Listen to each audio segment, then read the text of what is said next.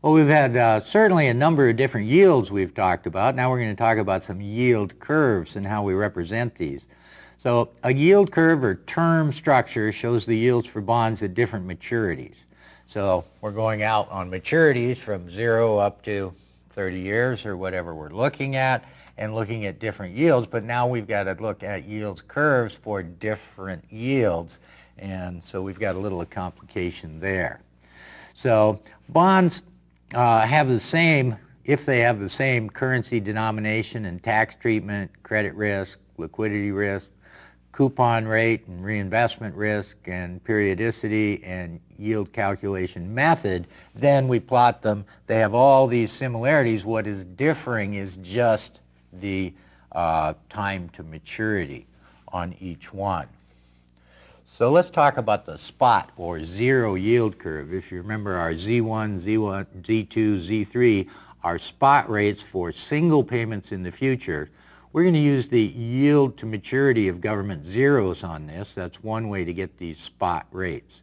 So same currency, same credit risk, same liquidity, tax treatment, coupon rate, reinvestment risk, and then we can calculate these spot yields and draw out the spot yields for payments at each successively longer maturity. Okay.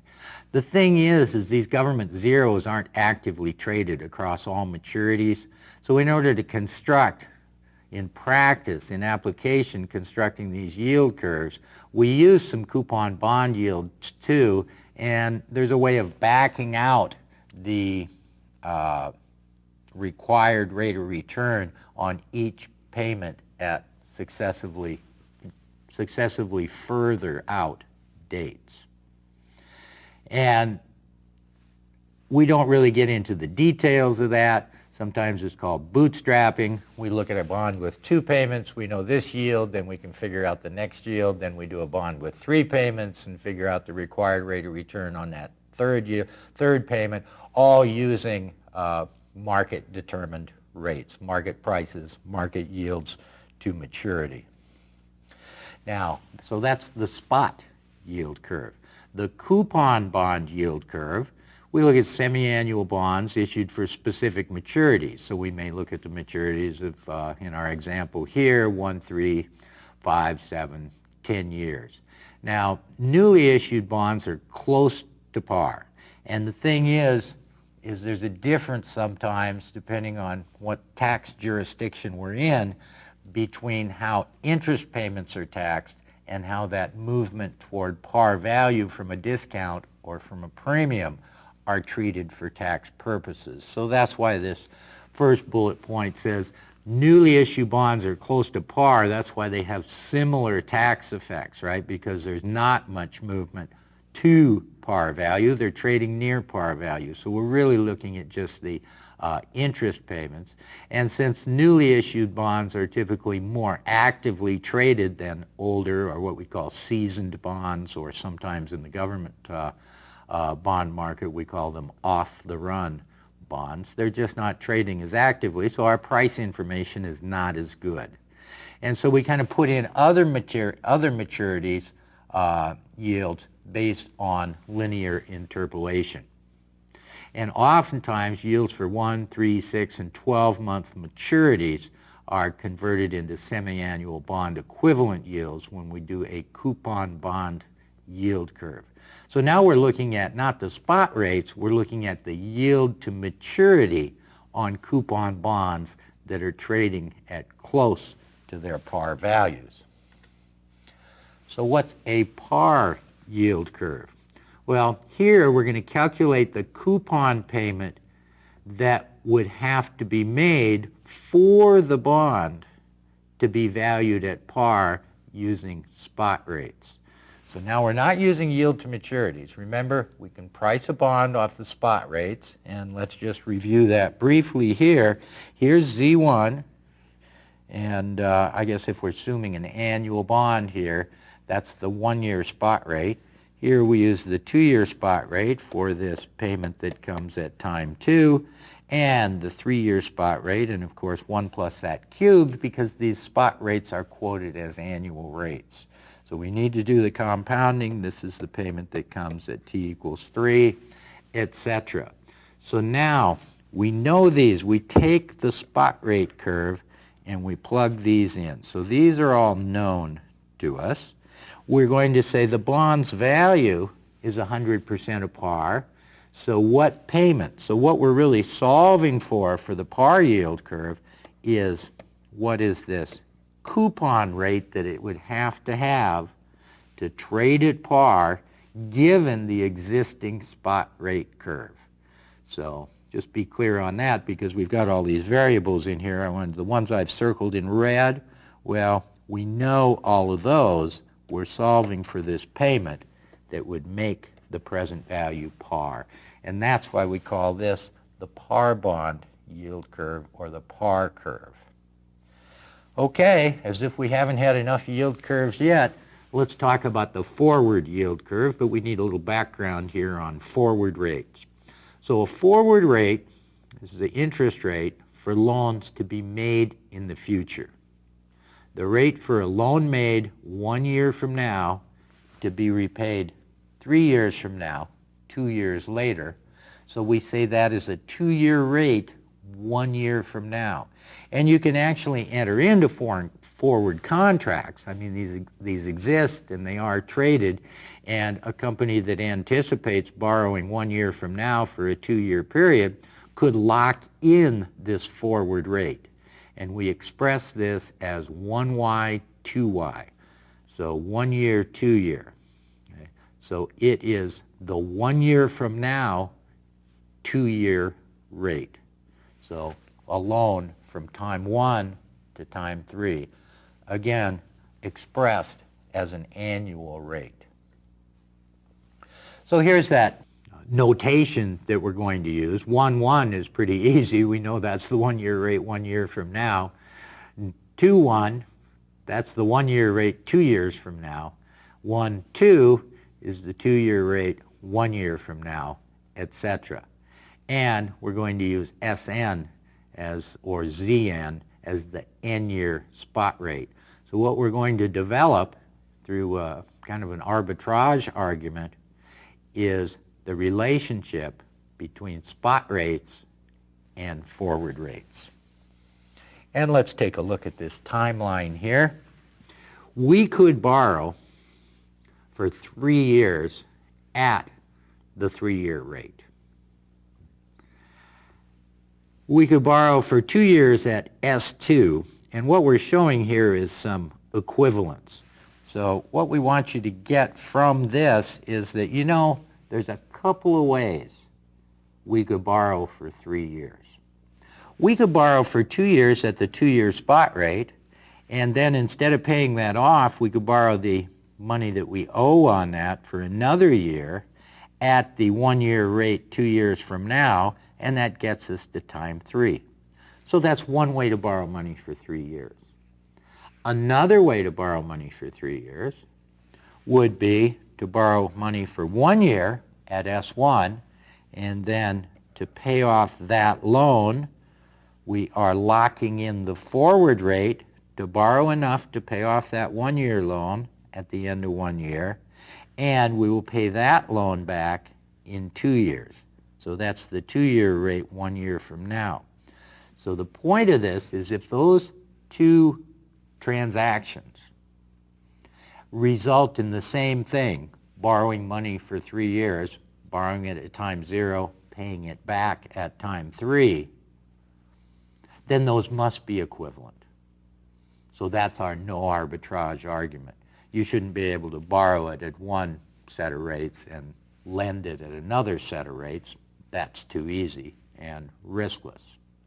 So to sum that up, borrowing for 1 year at S1, 1 year for the 1-year rate 1 year from now, that forward rate, and then borrowing for another year at the 1-year rate 2 years from now. And remember, these are actual forward rates. We're going to lock all these rates in at time 0. That's what makes this work.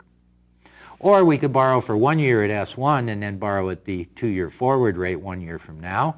Or we could borrow at 2 years. These are all ways of doing exactly the same thing, and they should have exactly the same cost. And that's what we're going to base this argument on, and this derivation of the relationship between forward rates and spot rates. So here in a little more compact notation, it says, hey, here's what you pay at the end. If you borrow $1 for 3 years at an annual spot rate of S3 and pay it back at the end, every dollar gets paid back with 1 plus S3 cubed dollars. And then we've put these other ways to equivalently borrow for 3 years over on the right and say, well, these all have to be equal. So now let's just look. We know this spot rate, we know this spot rate, and given the equality, this is the only unknown here. I'll put a big question mark by it. We could solve for that forward rate. We could solve for the forward rate from, this is the 2-year rate 1 year from now.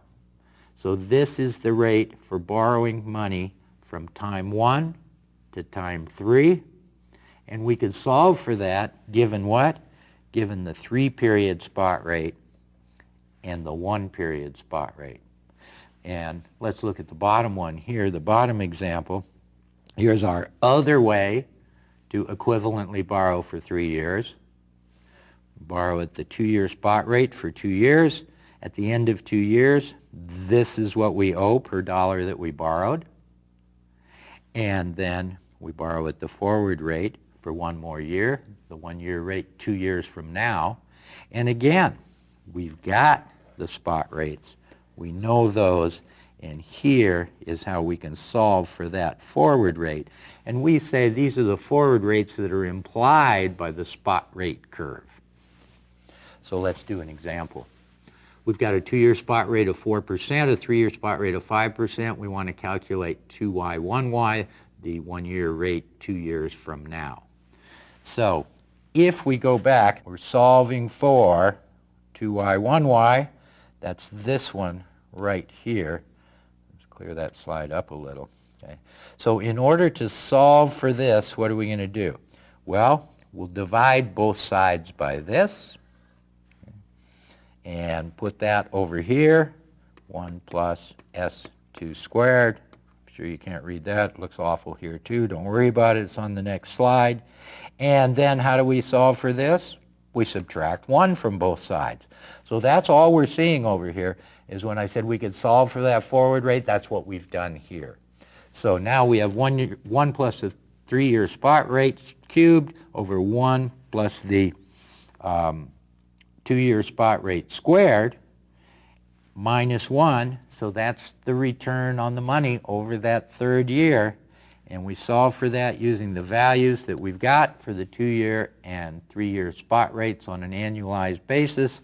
And we find out that the forward rate, the 1-year rate from time 2 to time 3, must be 7.03% for these different ways of borrowing for 3 years to be exactly equivalent. That's our no arbitrage argument. Now, it seems complicated when we use the exponents a little bit because we're giving effect to compounding here. But the approximation works pretty darn well too, and I think you should learn that. It might come in handy on the exam. Okay? And in the approximation, we're using the same idea, but we're just ignoring compounding. So we're saying, look, the 3-year spot rate is 5%. If you borrowed for 3 years at 5% without compounding, that's 15%. And how about those first 2 years? Well, we know the 2-year spot rate is 4%. So without compounding, if we borrowed for 2 years at 4%, that's 8. Well, what must that 3rd year be to get us from a cost of 8% over 2 years to a cost of 15% over 3 years? Well, it must be 7%. And notice how close that is. So if you're given a question where the rates are not close, and often you may see them as well, what's the forward rate? Is it closest to 6, 7, or 8%? Well, if you understand this process, you can figure out it's 7% pretty easily, and the approximation would do a fine job for you. If you saw a lot of answer choices like 7.01, 7.03, 7.05, well, clearly then you're going to have to do the longer calculation. It's not that much longer, but it's a little more complex. The other way you can use this approximation is you do the approximation and see it's 7, and then go to do the actual precise calculation. Well, you know you have to be 7. So if you kind of wander off course, or you put the 1-year spot rate and the 3-year spot rate and got off course like that, you would be far enough from your approximation of 7% that you'd know, oh, I think I made a little error there. I better go back and do that a little more carefully and look at how I did that. Now, this is the same drill, except now we're going to do it for a 2-year period. Now we've got the 4-year spot rate and the 2-year spot rate, and we want to calculate the forward rate on a loan from time 2 to time 4. And the difference here, we're going to put the 4-year spot rate here to the 4th, the 2-year spot rate here squared, but since it's a 2-year difference and we want an annual forward rate for that 2-year period, that's why we take the square root. Now, with the approximation, we don't take the square root, but we end up dividing by 2. And that's because we say, well, borrow money for 4 years at 5%. Without compounding, that's 20%. We know the 2-year spot rate is 4, so if we borrow for 2 years at 4% without compounding, that's 8. The difference is 12, but that's 12 over a 2-year period. So we divide that 12 by 2 to get 6% per year for that loan from time 2 to time 4. And again, it's pretty darn close to the more cumbersome exact calculation. So we got forward rates from spot rates. Now we got to get spot rates back from forward rates, but that's real easy. That's much more straightforward. We've got the 1-year spot rate. We've got the rate, the forward rate on a loan from time 1 to time 2. We've got the spot rate on a loan from time 2 to time 3, the 1-year spot rate 2 years from now. So we're just compounding it over 3 years. We want an annualized spot rate, so we take the cube root minus 1, and that gives us our 3-year spot rate. Okay. So as an example, a numerical example, there's some numbers. We're going to compound that out. 4% the first year, 5% for the second year, 5.5% for the third year. So inside those brackets is what you would owe at the end of 3 years if you borrowed $1 at time 0. We take the cube root of that minus 1, and that's just our geometric mean, isn't it? We just took the geometric mean to find out the single compound rate that would result in the same payment at time 3 as borrowing for 1 year at 4%, the next year at 5%, and the third year for 5.5%. Again, we can look at our approximation and say, well, 4 plus 5 plus 5.5 divided by 3, so the simple method with no compounding in there, gives us 4.833. Again, pretty darn close, and might be useful for you on the exam, and certainly useful to make sure your precisely calculated result is in the ballpark and you didn't go astray. Okay, how do we value a bond with forward rates?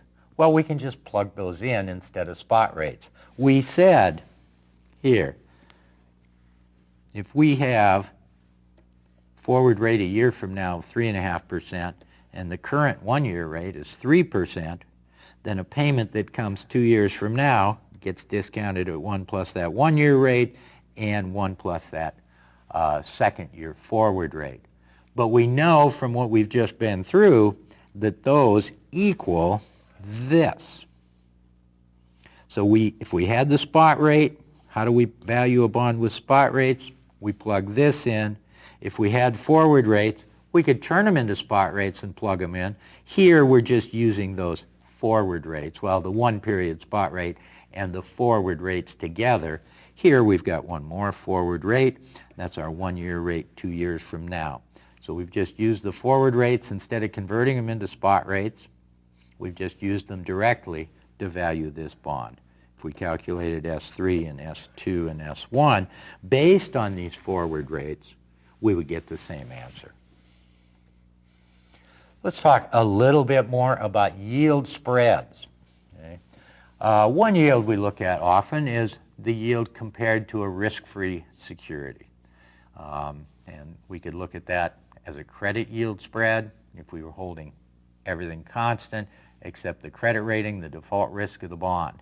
Now the risk-free rate is driven by macroeconomic factors in the overall economy. The spreads are driven by microeconomic factors and company-specific factors and things like that. Or if we just talk about the spread between BBB rated corporates and government bonds, that's driven by microeconomic factors in the economy. And we also consider spreads that are based on other factors. So here's a G spread. This is terminology that you need to know. Spread to the benchmark government yields for the same maturity. So G for government, right? Spreads to governments. So if we look at the corporate spreads to governments, we're looking at a spread that compensates investors for default risk, riskiness of the corporate bonds, and less liquidity.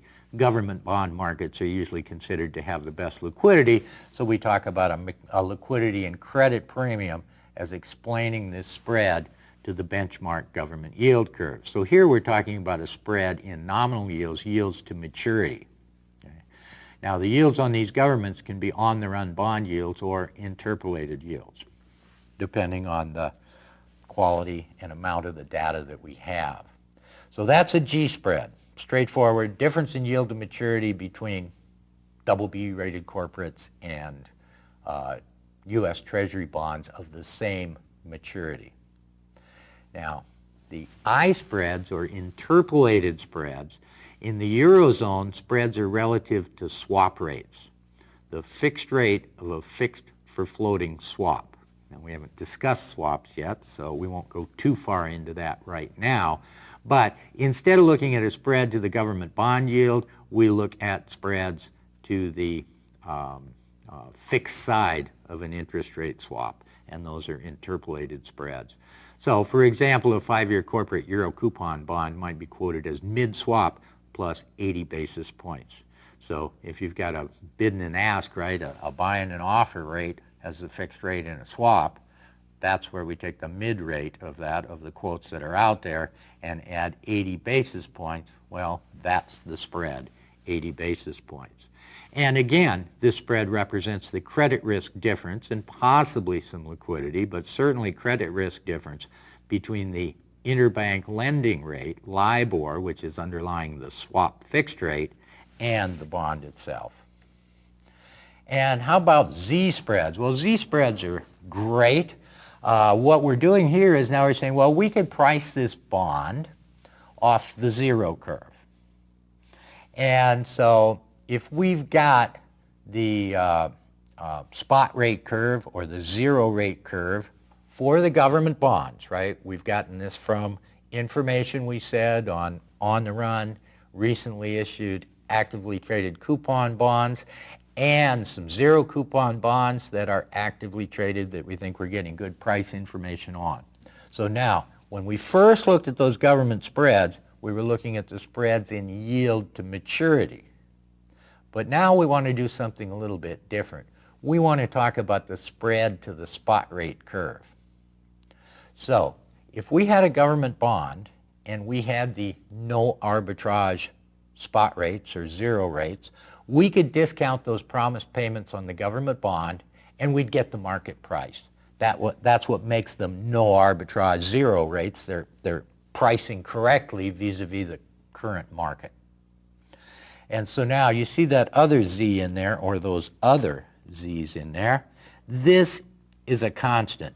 These are all the same amount. If we put a corporate bond in and discounted its cash flows using the government bond spot rates, we'd get way too high a value, or at least too high a value. Reason being, we've used too low of a discount rate. Because they have credit risk and possibly liquidity risk, they're priced with higher discount rates. Well, how much higher? That's the question we're answering here. We're saying what amount added to each spot rate will price this bond correctly. So a corporate bond with the same coupon payment structure is going to sell at a lower price than a government with the same payments because of the higher default risk. So this price is going to be too high if we just use the zero rates. So we need to increase that discount rate to match up with market prices. Here we're answering the question, what amount do we have to add? So it's like a parallel shift of the spot curve because the amount we're adding at every maturity is the same. So that's a Z-spread, sometimes called the static spread. And now we have option-adjusted spread. Hopefully that's our last spread. The OAS, or option-adjusted spread, their definition here is the Z-spread minus the option value. Now, earlier we talked about the option values in dollars or percentage of face value or par value. Here, the option value is actually in interest rate points, the same as the Z-spread, right? So it's in percentage. So the option value is the cost to the issuer in basis points. So if the issuer includes a call option, remember that's a benefit to the issuer, detriment to the bondholder, they require a higher yield. So it's that higher yield requirement. How much higher yield? That's the cost to the issuer in basis points. On the other side, if they included a put option, that's a benefit to the bondholder. Bondholders will have a lower required rate of return, and we have the opposite effect, that with a puttable bond, the yield is lower than it would be for an otherwise identical option-free bond. So for a simple example here, think of a 10-year callable bond, and we say, well, it has a Z-spread of 180 basis points. So that's that spread to the government zero curve, is 180 basis points on each of those spot rates going out. And we've got a call option that increases the yield 60 basis points. By including the call option, the issuer had to pay 60 basis points more than they would have on an otherwise identical option-free bond.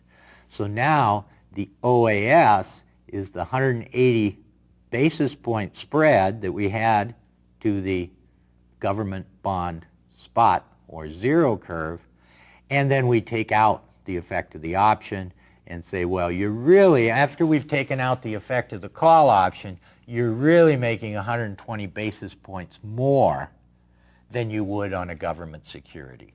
So the option-adjusted spread, again, is the spread as if the option weren't there. That's the way I want you to think of it, as if the option wasn't there. So now that spread of 120 basis points is just for default risk or maybe default and liquidity risk put together. We've taken out the impact of the call option.